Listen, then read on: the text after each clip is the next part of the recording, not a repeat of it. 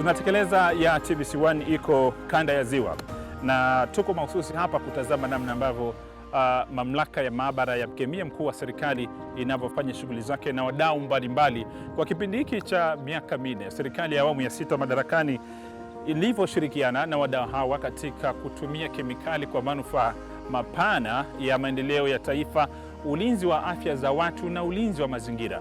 Ukanda huu una ukanda mrefu wa shughuli nyingi za madini na viwanda.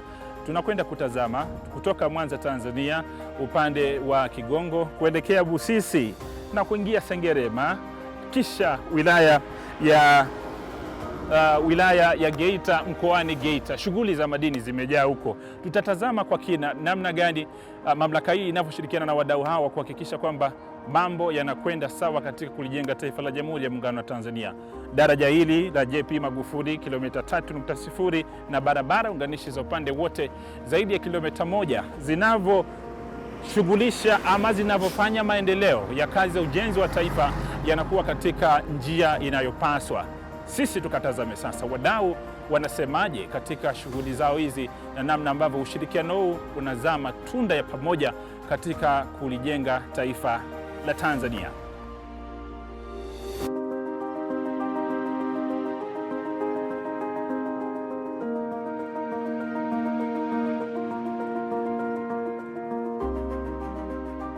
Tunashukuru Mungu kwa muda wa miaka minne ya uongozi wa Rais wa Jamhuri ya Muungano wa Tanzania Samia Suluhu Hassan, kwa namna ambavyo tumeshirikiana na taasisi hii ya mkemia mkuu, kwa namna ambavyo imekuwa nasi bega kwa bega.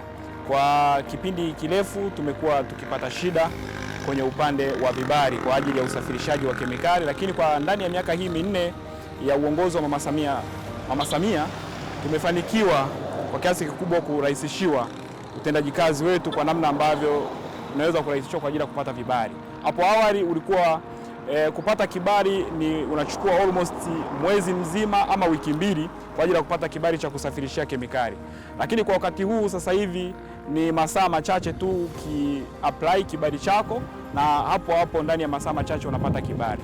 Lakini kikubwa kingine ambacho wamefanikiwa GCRA kwa kipindi cha miaka minne katika uongozi wa Mama Samia ni namna ambavyo wametusaidia kutupatia elimu bora kwa ajili ya utumiaji na usafirishaji wa kemikali. Kwa upande sisi kama wadau ambao ni Jema Chemical pamoja na Jema Africa, lakini kwa upande mwingine pia namna ambavyo wananchi ambao wako pembezoni mwa barabara kuu ambazo kemikali zetu zinasafiri pia wamepatiwa uelewa juu ya matumizi na kujikinga na kemikali. Kutoka sehemu tulio miaka minne ya nyuma iliyopita na sasa hivi ni tofauti. Kuna hatua ambayo tumepiga zaidi kwenye upande wa mapato, kwa sababu kwenye ule ucheleweshaji tu wa vibali ulikuwa unapelekea baadhi ya wateja kutokufanya biashara na sisi. Kwa hiyo sasa hivi ambapo tunatumia mfumo ambao ni kidijitali unatusaidia kufanya biashara kwa kasi zaidi, tofauti na awali ambapo kibali unakipata kwa mwezi, lakini sasa hivi unakipata kibali ndani ya saa moja au masaa mawili baada ya kuapply katika mfumo. Kwa upande wa Jema Chemical tunafuata zile taratibu ambazo tumepewa miongozo na mamlaka ya mkemia mkuu ambayo ni GCRA. Namna nzuri, kwanza kabisa madereva ambao tunawatumia kwenye magari yetu ni madereva ambao wamepitia mafunzo ya GCRA, yani wana vyeti, wanatambuliwa na wamepata mafunzo kwa ajili ya kuhandle ama kuweza kuziangalia kemikali wakati wa usafirishaji, yani kuanzia mwanzo wa kutoka bandarini mpaka wanafika katika kituo cha mwisho cha kupeleka kemikali kwenye matumizi ama kuuzwa. Kwa hiyo ndicho ambacho tunakizingatia zaidi, ile miongozo ambayo tumepewa na mamlaka ya mkemia mkuu kwa ajili ya kusafirisha lakini na kutumia pia. Changamoto hazikosekani, yani kilipo kizuri labda changamoto haziwezi kukosekana. Changamoto iliyopo nadhani ni ukaribu wa ofisi, maanake ukiangalia kwa upande wa kanda iko Mwanza, kwa hiyo ukaribu wa ofisi hizi inabidi zisogezwe karibu zaidi na sisi ili kusaidia kuwa karibu zaidi na wadau wa utumiaji wa kemikali. Kwa hiyo hicho ndio kitu ambacho wanaweza kutusaidia kama serikali kwa ajili ya kutusogezea huduma karibu zaidi. Kitu kikubwa ambacho nashauri wadau lakini na watu wengine ambao ni watumiaji ni namna nzuri ya kufuata kwanza sheria. Sheria ziko wazi kwa upande wa mkemia mkuu ambaye anatoa hizi sheria, lakini pia namna nzuri tunapaswa kutumia ile miongozo itatusaidia kwa ajili ya matumizi mazuri, yani matumizi sahihi, lakini na kufuata zile njia ambazo tunaelekezwa na mamlaka ya mkemia mkuu. Namna kwanza kabisa ni namna ya utunzaji, lakini namna ya matumizi, lakini pia na usafirishaji. Hizo ndio njia kuu ambazo tunatakiwa kufuata ile miongozo yake na sheria, kanuni zake, namna ya kutumia, kusafirisha pamoja na kutunza. Kujua hiyo miongozo itakusaidia sana matumizi mazuri ya kemikali ili yasitumiwe tofauti na kusudio la kemikali husika. Sheria ya mtu kutumia, kwanza kabisa lazima awe na cheti, awe anatambulika na GCRA kwa ajili ya kuhakikisha kwamba wananchi, lakini na sisi wadau tunakuwa salama katika matumizi ya kemikali. Sisi ni wadau wa kemikali, kwa hiyo kwa namna yoyote ile ni lazima tuwe chini ya mamlaka ya maabara ya mkemia mkuu wa serikali. Kwa awamu hii ya 6 ya Mama Samia Suluhu Hassan tunashukuru sana, kuna mafanikio mengi tumeyaona kutoka kwa mamlaka ya maabara ya mkemia mkuu wa serikali pale tunapohitaji huduma yao. Moja, kwa wakati huu mamlaka imekuwa karibu sana na sisi kama wadau. Pale tunapokuwa na shida zetu tunatatuliwa kwa wakati. Lakini pia tupongeze, kwa awamu hii mamlaka imekuwa ikishirikiana kwa karibu zaidi na mamlaka zingine za kiserikali, kwa mfano polisi, TASAC, TPA, TRA, ambazo kwa namna moja au nyingine sisi pia ni wadau huko. Kwa ili kufanikisha shughuli zetu lazima kuwepo na mwingiliano wa hizi mamlaka. Kwa hiyo tunashukuru sana, kwa awamu hii ya 6 mamlaka imekuwa ikitusaidia sana pale tunapokuwa na shida ambazo zinaingiliana na hizi ofisi au hizi taasisi. Tumekuwa tukipata huduma kwa wakati na kwa haraka zaidi. Mamlaka imekuwa ikitusaidia kupata vibali na vitu mbalimbali ambavyo tulikuwa tukivihitaji kwa wakati. Hii nikimaanisha kwamba awamu hii teknolojia imekuwa sio kama zamani.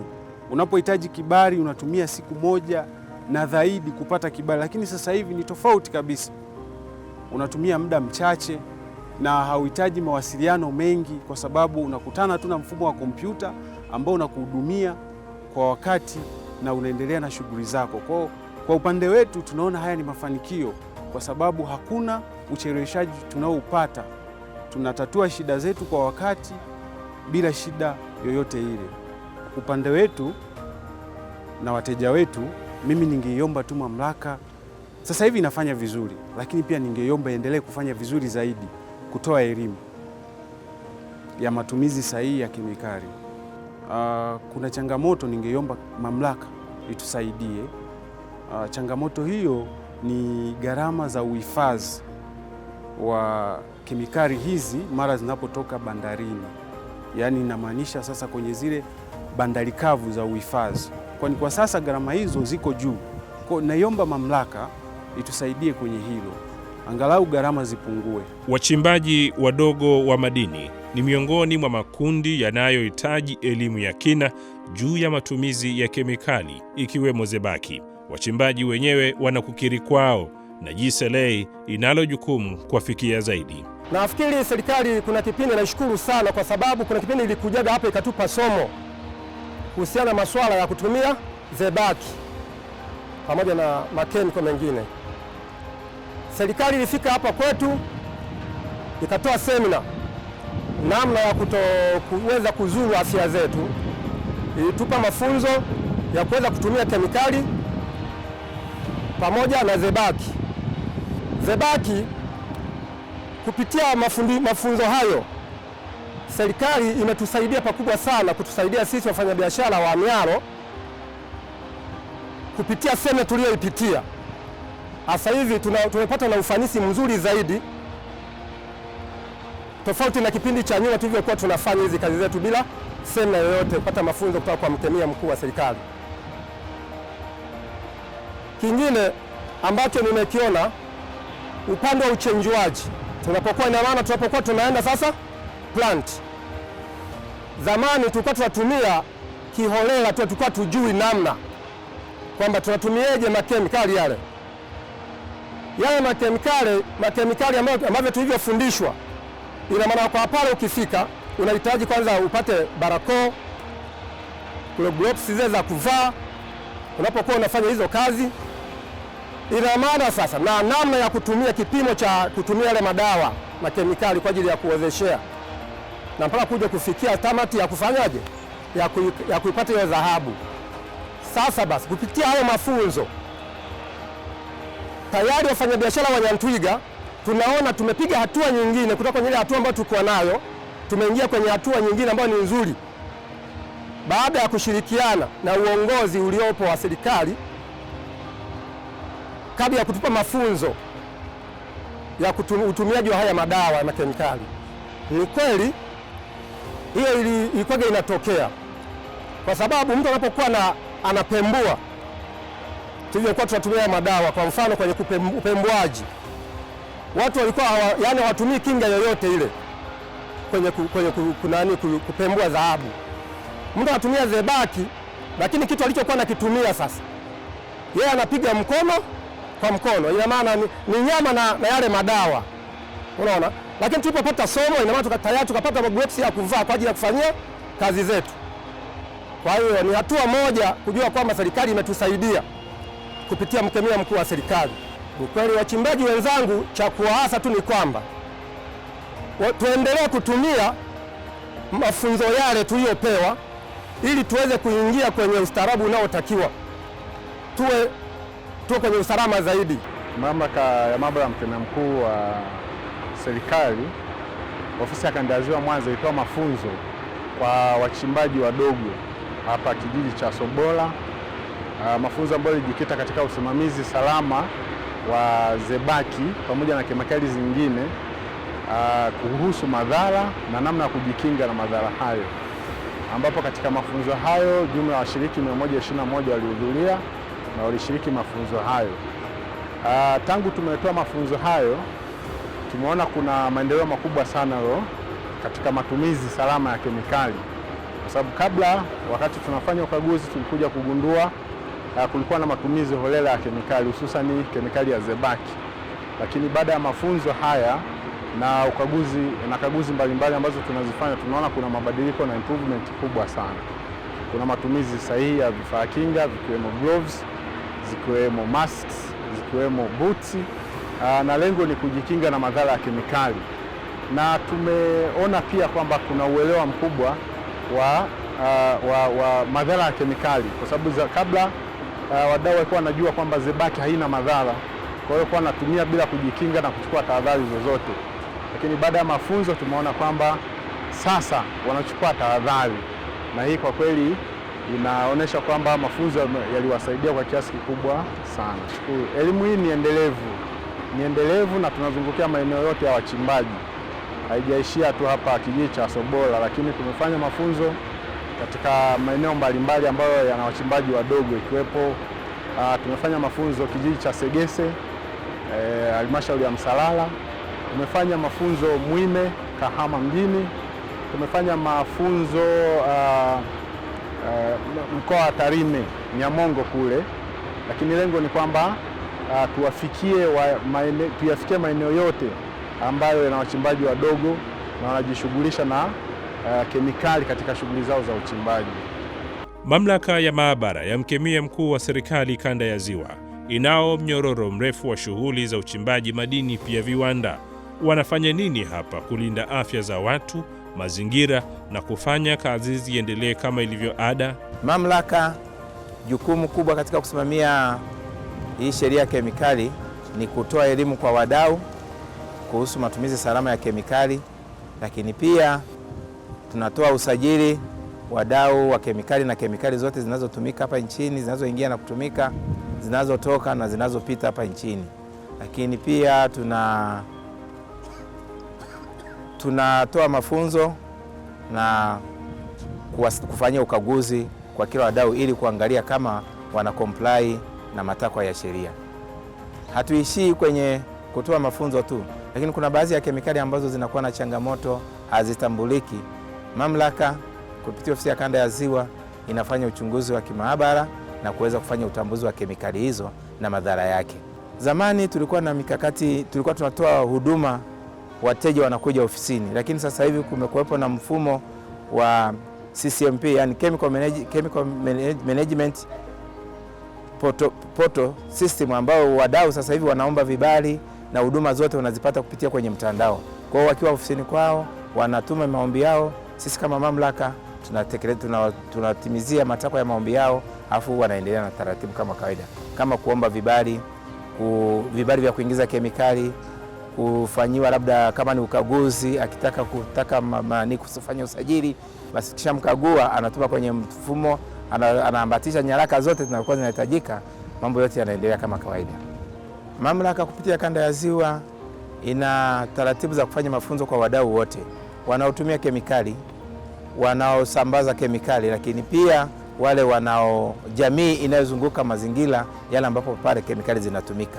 Tumekuwa na mipango ya mafunzo kwa makundi mbalimbali, hata kwa madereva wanaosafirisha kemikali ili kuondoa ajali za kemikali barabarani. Tumekuwa tukiwapa mafunzo madereva na kuwatunuku vyeti ili waweze kuendesha magari kwa kuzingatia matakwa na sheria ya uendeshaji wa usafirishaji wa kemikali barabarani. Kwa wachimbaji wadogo wanaotumia zebaki ambayo ni mercury, tumejitahidi sana kuwazungukia kwenye maeneo yao na viongozi wao kuwakusanya na kuwapa mafunzo. Lakini hatuishii kuwapa mafunzo tu. Tunapowafundisha tunawapa na mbinu za kuweza kutumia ili waweze kujikinga. Hasa utumiaji wa vifaa kinga ni sehemu kubwa sana ambayo tunasisitiza tunapokuwa tunawatembelea migodini huko. Mikakati ya ushirikiano ipo na tunashirikiana na mamlaka na Wizara ya Madini ili waweze kusaidia kuwatambua zaidi na kuwafikia maeneo, kwa sababu wale ndio watu wa kwanza wanawapa leseni za madini za kuanzisha migodi. Kwa hiyo mtu hawezi akaanza biashara ya kemikali kama hajapata eneo ambako ataanzisha mgodi. Kwa hiyo akishapata lile eneo na tukipata orodha kutoka kwa watu wa madini, sisi tunaenda kuwafuata maeneo ambayo watakuwa wameshasajiliwa na kuwakusanya kuweza kuwapa elimu. Lakini bado tunaendelea kutoa elimu kila mwaka na tumeweka ratiba yetu. Mwaka huu wa fedha pia tutawafundisha kulingana na jinsi tulivyopanga kama ofisi. Na ikawe heri kwa shughuli hizi za ujenzi wa taifa zinazohitaji umakini mkubwa na usimamizi wa yakini kuyalinda maisha. Hadi wakati mwingine, kanda ya Ziwa, njia inaendelea nyanda za juu kusini mwa Tanzania.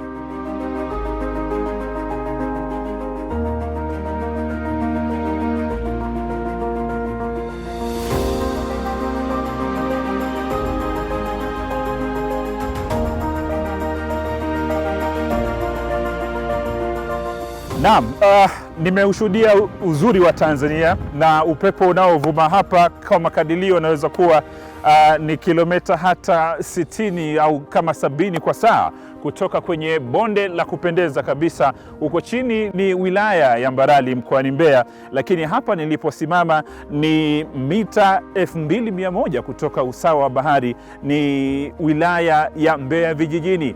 Eneo ni Kawetini, wenyewe maarufu wanaita kona za mkoa katika wilaya hii ya Mbeya vijijini. Eneo hili ukitokeza hapa unapiga mwendo kuelekea katika wilaya ya Chunya, maarufu sana kwa uchimbaji wa madini ya dhahabu na madini mengine. Kilichotufanya tufike hapa leo, tunatekeleza ni njia yetu moja kuelekea huko Chunya, kuangalia ni kwa namna gani mamlaka ya maabara ya mkemia mkuu wa serikali inavyofanya kazi pamoja na wadau mbalimbali kuhakikisha kwamba matumizi ya kemikali yanakuwa ni salama kwa ajili ya shughuli za kila siku za uchimbaji wa madini, lakini pia na kuyatunza mazingira na afya za binadamu. Tukatazame kwa pamoja wadau wanasema nini kwa mustakabali wa maendeleo ya taifa hili na kwa matumizi salama ya kemikali ambazo GCLA inasimamia kwa pamoja. Kutoka kwenye hiki kilima, basi tukautazame uzuri wa Tanzania na kutazama nyendo zake za maisha ya kila siku, tukiushuhudia uzuri wa hapa Kawetire Viewpoint.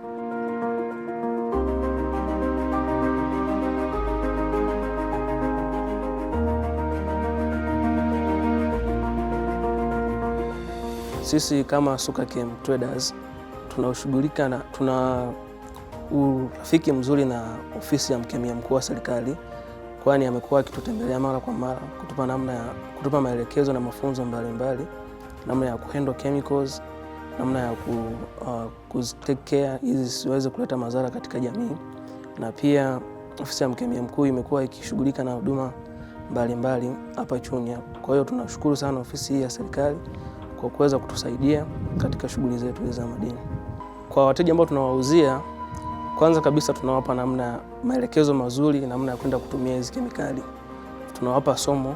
Kama mteja amekuja hapo ofisini kwetu, tunao viongozi na watu maalum, mainjinia na watu special kwa ajili ya chemicals, ambazo wanaweza wakatoa details kwa undani zaidi kuhusiana na chemical fulani, matumizi yake na namna ambavyo isilete madhara katika jamii. Jambo ambalo ningependa lifanyike ni kwamba tu ofisi ya mkemia mkuu iendelee na moyo huu ulionao mpaka sasa hivi wa kuweza kututembelea na kutoa elimu kamili kabisa kwa ajili ya watu wa madini, na hata kwenye ofisi zingine mbalimbali watembelee pia, wawape hizi elimu, na kwa wachimbaji wadogo na hata watu wenye migodi mikubwa wapewe elimu. Kampuni yetu imekuwa kwa namna moja au namna mbili kutokana na serikali ilivyoweka sera nzuri kwa ajili ya biashara za madini, kwani shughuli nyingi zimekuwa zikifanyika kwa ufasihi na kwa ufanisi wa hali ya juu. So tunashukuru serikali kwa kuweza kutusaidia. Kampuni yetu inazidi kukua, tunashukuru Mungu.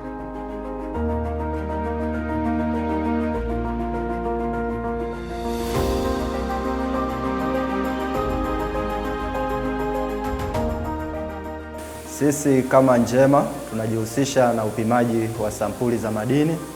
Tunafanya kazi na wachimbaji wadogo pamoja na wachimbaji wa kati. Kwa sasa ndo tunafanya nao kazi. Tunapima sample za udongo kwa maana soil sample. Tunapima sample za carbon kwa maana carbon sample. Pia tunapima sample za mawe kwa maana rock sample. Pia tunapima sample za solution kutoka kwenye matenki. Tunaangalia na vitu ambavyo tunavipima kwa sasa, tunapima dhahabu pamoja na madini ya dhahabu pamoja na madini ya shaba. Kwa hiyo tukishamaliza usajili tunakausha sample zetu, then tukishamaliza kukausha tunapeleka sample zetu kwenye wet lab kwa ajili ya kwenda kuchanganya sample zetu pamoja na kemikali kwa ajili ya kwenda kubleach ile bond ya dhahabu ambayo inakuwa katika solid form, kuitransform kutoka kwenye solid form kwenda kwenye solution form. Kemikali tunazozitumia, tunatumia kemikali mbili kwa maana hydrochloric acid pamoja na nitric acid, ndio kemikali zaidi tunazozitumia mahali hapa kwa ajili ya kufanyia shughuli yetu. Sisi kama wadau au watumiaji wa kemikali tunashirikiana karibu sana na ofisi ya mkemia mkuu kwa upande wa nyanda za juu kusini. Tunapata ushirikiano wao mzuri sana na tunafanya nao kazi vizuri. Mahali ambapo huwa tunahitaji msaada zaidi, huwa tunafanya mawasiliano nao, wanatuelekeza kwamba tufanye 1, 2, 3, na mahali ambapo wanahitaji tufanye huwa wanatuelekeza, na sisi huwa tunaweza kutekeleza kwa mujibu wa maelezo yao ambao wanakuwa tayari wametupatia. Ni kweli kuna ushauri mkubwa ambao tunaupata especially kwenye masuala ya chemical use pamoja na chemical handling. Kwa hiyo mara nyingi huwa tunahudhuria mafunzo. Mara kwa mara tunapeleka wafanyakazi wetu kwenye training zinazoandaliwa na mamlaka ya mkemia mkuu wa serikali. Huwa tunapeleka wafanyakazi wetu kwa ajili ya kwenda kupata mafunzo hayo ili waendelee kuwa familia na utumiaji pamoja na utunzaji wa kemikali. Tunazidi kuitaka mamlaka au kuiomba mamlaka ya ofisi ya mkemia mkuu wa serikali iendelee kuwa inaleta mafunzo mara kwa mara. Sio tu kwa sisi tunaoitumia hapa, hata wale wateja wetu ambao ni wachimbaji wadogo na wachimbaji wakubwa pia tunawaomba na wao basi waweze kuwa wakipata wito kutoka kwenye ofisi ya mkemia mkuu wa serikali akiwa na mafunzo basi waweze kuhudhuria, ili wote sisi watu wa maabara na wale wateja wetu tuendelee kuwa familia zaidi na hili swala la kemikali. Mara nyingi mwanzo hatukuwa na ile storage facility nzuri ya kuhifadhi kemikali zetu, lakini tulivyoweza kuhudhuria mafunzo wakatuambia kwamba haitakiwi kemikali ziweze kuwa stored tu kwa chini, lazima zitengenezewe pilot na kuwekwa ili zihifadhiwe vizuri. Basi kulingana na mafunzo yao baada ya kuyapata, basi tulikuja tukafanya modification kwenye upande wa storage yetu. na namna ya kuweza kuzidiscard hizo nani zetu, kwamba lazima tuwe na channel maalum kwa ajili ya kudiscard kemikali zetu ili zisije zikatawanyika katika mazingira zikaleta uharibifu katika jamii. Kwa hiyo tuliweza kuandaa zile facility zote ambazo walirecommend na namna ya kuweza kuneutralize zile kemikali, kwa sababu tunahifadhi kemikali ambazo zinakuwa zina nani kubwa. Kwa hiyo tunasema kwamba mtumie kemikali fulani kwa ajili ya kuweza kuineutralize, kuipunguzia nguvu zaidi iweze kuwa katika neutral level. Hata kama ikiingia katika mazingira basi inakuwa haina athari kubwa.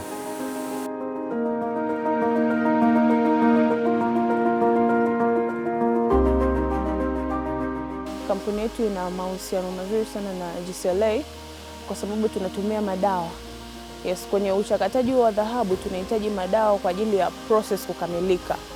Okay, madawa tunayotumia ni kama sulfuric na nitric kwa ajili ya kutoa dhahabu kwenye carbon, na tunafanya kazi kwa ukaribu na ofisi za mkemia mkuu kwa sababu wenyewe ndio wanahusika na swala zima la kemikali. Wanajitahidi sana kutupa elimu kwa sababu kemikali hizi zina mambo mengi. Yeah. Na kwa field, zikiwa kwenye field ziko explosive, ziko flammable, ziko ambazo ukimwagiwa mtu ikitokea ziko corrosive, umeona. Kwa hiyo kutokana na uhusiano wetu wa mkemia mkuu na sisi tunafanya kazi kwa ukaribu, wanatupa elimu jinsi ya matumizi ya madawa, jinsi ya kufanya storage ya hayo madawa kwa sababu hayawi stored vyovyote vile, jinsi yanavyotakiwa kuwa stored, yanavyotakiwa kwenye measurement, kwenye kutumia kwa kiasi fulani hivyo. Wanatupa pia elimu. Yeah, I think tuna mahusiano mazuri sana. Wanakuja kwa ajili ya ukaguzi, kwa ajili ya after some time, unajua baada ya muda wanakuja wanafanya ukaguzi kuangalia, wanatu guide pale ambapo unajua sisi ni binadamu, like wanatu guide. Bila wao kampuni yetu haiwezi kwenda mbele.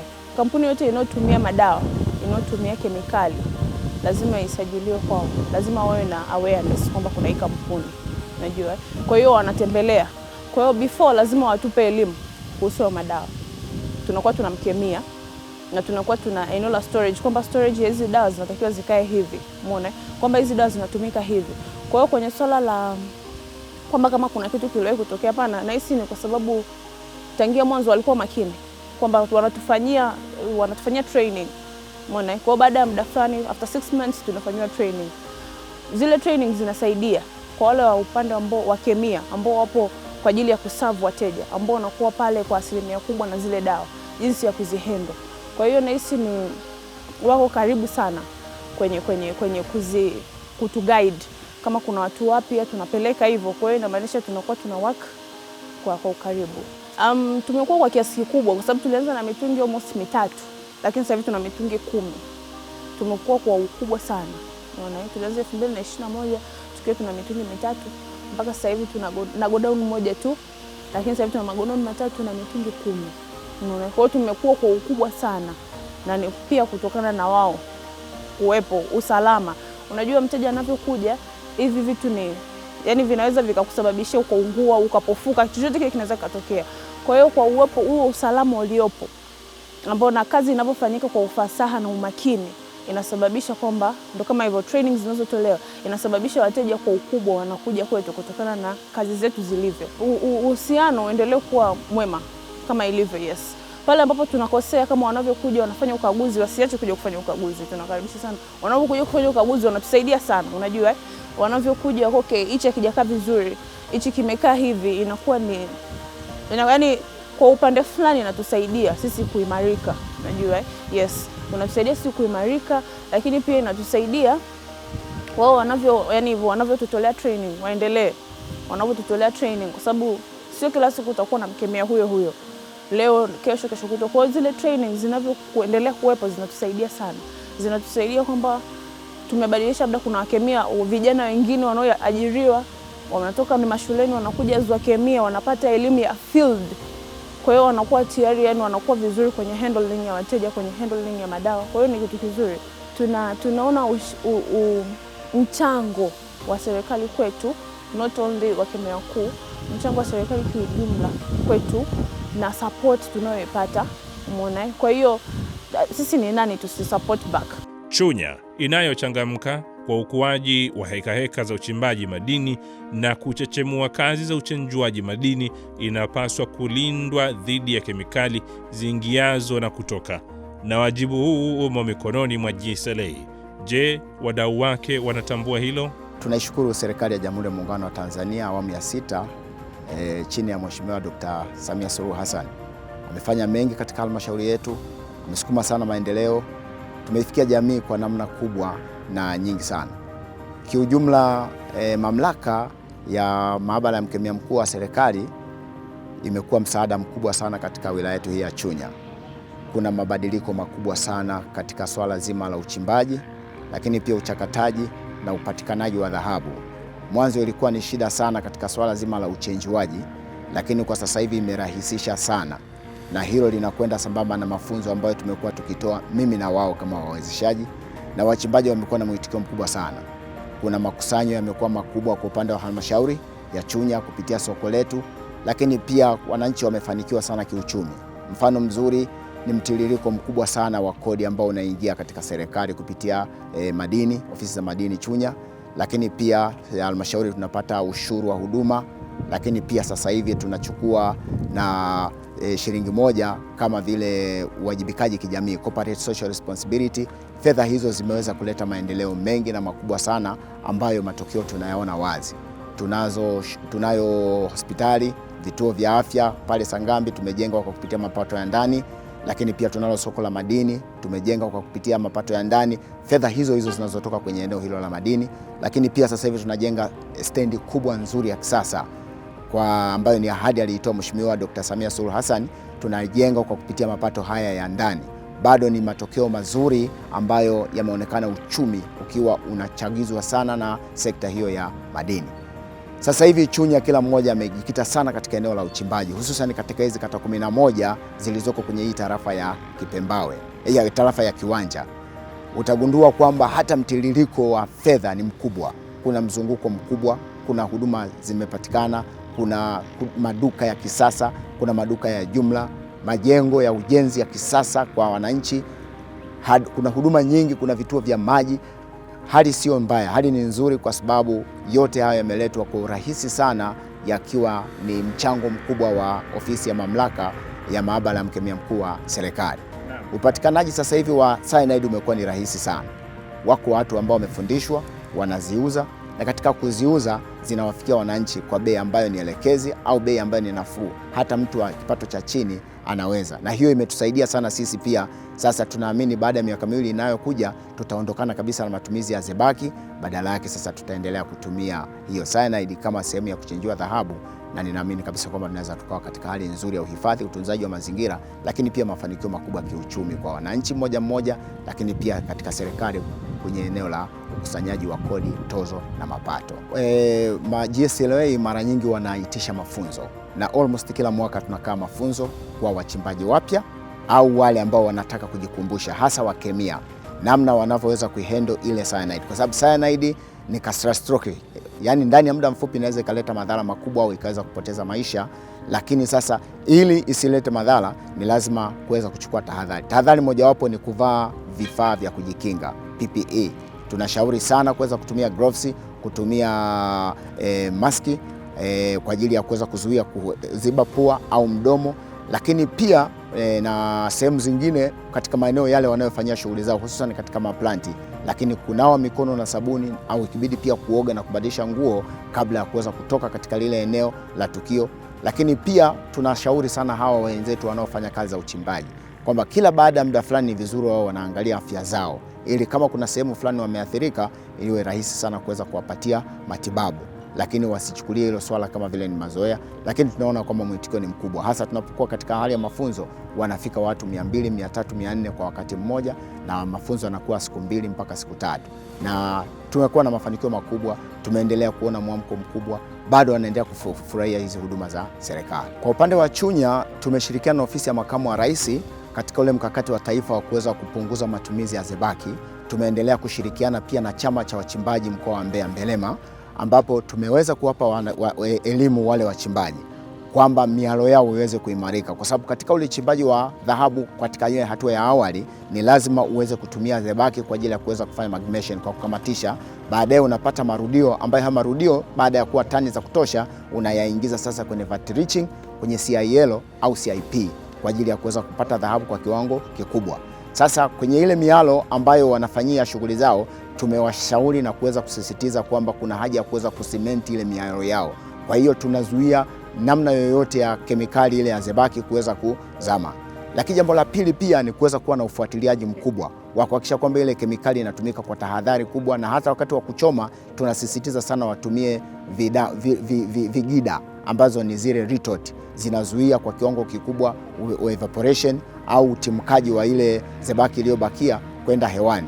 Kwa hiyo mvua inaponyesha haiwezi kuleta adhari ya kuweza kuyashusha kemikali zile kwenye ardhi zikatembea mpaka kwenye makolongo au katika maji. Kwa hali hiyo naona kabisa kwamba kuna mafanikio makubwa sana. Aidha pia kwa sasa hivi pia serikali imeendelea kufanya jitihada nyingi. Kwa mfano kule Itumbi kuna kituo kidogo cha mfano kinachochakata, lakini lengo ni kuweza kuwahamisha tu wananchi kwamba hata ukiwa na mzigo kidogo kiasi gani, chini ya tani 5, chini ya tani 1, tani 2, unaweza ukachakata na ukapata dhahabu kwa kutumia cyanide kwenye kile kituo. Lakini lengo ni na madhumuni ni kuwavua wananchi pia kuweza kuhakikisha kwamba tunatoka kwenye cyanide, kwenye zebaki, lakini tunarudi kwenye cyanide. Cyanide kama njia rafiki ambayo kwa namna moja ama nyingine madhara yake sio makubwa ukilinganisha na hiyo zebaki. Kwa hiyo tunaendelea kutoa elimu kwa kushirikiana na mkemia mkuu wa serikali. Bado pia tunaendelea kuwasisitiza wananchi kwamba warasimishe hiyo shughuli, kwa sababu zebaki yenyewe sio kwamba inauzwa katika black market, katika soko ambalo halitambuliki. Hapana, ipo, ni kemikali ya kisheria, na mtu anayetaka kuiuza ni lazima asajiliwe, lakini wasiuze kwa njia ya uficho, kwa sababu ule uficho ndio unaoleta madhara makubwa, na namna kuweza kuja kukabili inaweza ikawa ni shida sana. Njia ya kutoka nyanda za juu kusini mwa nchi inatuelekeza kwenye mwendo mpya hadi mashariki mwa Tanzania. Kwa umahususi wake, Dar es Salaam, kitovu cha biashara za nchi, inabeba dhamana hiyo. Mji huu una mkururo wa mishemishe zisizokoma. Wadau hawa wanasimama kuwakilisha umma mkubwa yanapotajwa masuala ya kemikali. Kampuni ya DCG inashughulika na upokeaji, upakuaji, upakiaji kwenye mifuko wa kemikali na usafirishaji wa kemikali. Tunashughulika na kemikali aina tofauti tofauti pamoja na mbolea za aina tofauti tofauti. Kwa upande wa kemikali kuu tunazoshughulika nazo ni pamoja na kemikali aina ya sulfur, kemikali aina ya magnesium oxide na kemikali aina ya ammonium nitrate. Kemikali aina ya ammonium nitrate na kemikali aina ya magnesium oxide, hizi zinakuja katika mfumo wa mifuko mikubwa, yani jumbo bags. Lakini kemikali aina ya sulfur hii inakuja katika mfumo wa kichele, yani bag. Kwa hivyo tunashughulika na kuipakua kutoka kwenye meli kutokana na mwongozo tuliopewa na ofisi ya mkemia mkuu wa serikali, na kuitoa kwenye meli kuiweka kwenye magari ambayo nayo yanakuwa kwenye mfumo wa closed system, kuhakikisha kwamba kemikali hizi hazimwagiki kwenye mazingira ya bandari na mazingira kwa ujumla, na zikitoka bandarini gari inapimwa uzito kuhakikisha kwamba imebeba kemikali kiasi gani kutoka bandarini, na inapofika kwenye ofisi zetu tuna mzani pale ambao pia inapima kuhakikisha kwamba kiwango cha kemikali kilichotoka melini kapitia bandarini na kikafika hapa kwetu kinakuwa ni sawasawa. Hii inasaidia kuhakikisha kwamba kemikali hazichepushwi kwenda kufanya mambo au shughuli ambazo hazijakusudiwa na serikali. Kwa zikifika hapa kwetu, tunayo ofisi ya mkemia mkuu hapa ofisini kwetu. Hii ofisi ya mkemia mkuu imekuwa msaada mkubwa sana kwetu kuhakikisha kwamba inasimamia utekelezaji wa mwongozo wake na kwamba sisi tunatekeleza yale yote kama tulivyoelekezwa na ofisi ya mkemia mkuu. Kemikali inahifadhiwa vizuri na zoezi la kufungasha kwenye mifuko ya tani moja inaanza. Tunahamisha kwa kutumia enclosed system. Pia kemikali hiyo inapelekwa kwenye bagging machine, na kwenye bagging machine inashonwa kwenye mifuko ya tani moja, na muda wote huo mzigo unakuwa chini ya usimamizi wa mkemia mkuu, ofisi ya mkemia mkuu na mamlaka nyingine za serikali kama Tanzania Revenue Authority, kuhakikisha kwamba kila kitu kinaenda sawa. Kisha tunaleta magari kuweza kupakia kemikali hizi kuelekea sehemu ambazo zinatakiwa ziende, kama katika nchi ya Zambia na nchi ya Kongo DRC. Katika mfumo wa terminal yetu tumetengeneza pia mazingira kuhakikisha kwamba tunayalinda mazingira na tunawalinda wafanyakazi, kuhakikisha kwamba hakuna anayedhurika na kemikali. Kuna mifumo ya kunyunyizia maji kuhakikisha kwamba tunafanya kitu kinaitwa kwa kitaalamu dust suppression, lakini pia tuna mfumo unaokamata vumbi kuhakikisha kwamba vumbi haingii kwenye mazingira. Huu mfumo unaitwa dust catcher au dust catching mechanism.